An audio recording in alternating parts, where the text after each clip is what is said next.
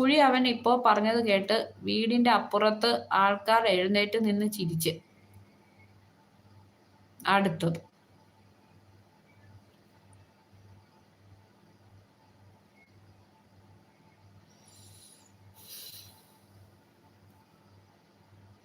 Bro അല്ലേ bro വെള്ളി പിടിക്കുന്നു. ഇങ്ങോട്ട് പിടിച്ചാൽ നമ്മളും അങ്ങോട്ട്. ഓക്കെ.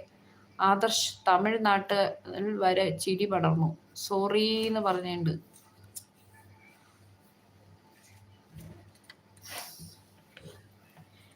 എന്തെങ്കിലും ആരെങ്കിലും പറയാൻ നോക്കും. അവിടെ പോയി എന്തെങ്കിലും ഒക്കെ പറഞ്ഞില്ലെങ്കിൽ വിഷ്ണു നീ പോകാൻ നോക്ക്.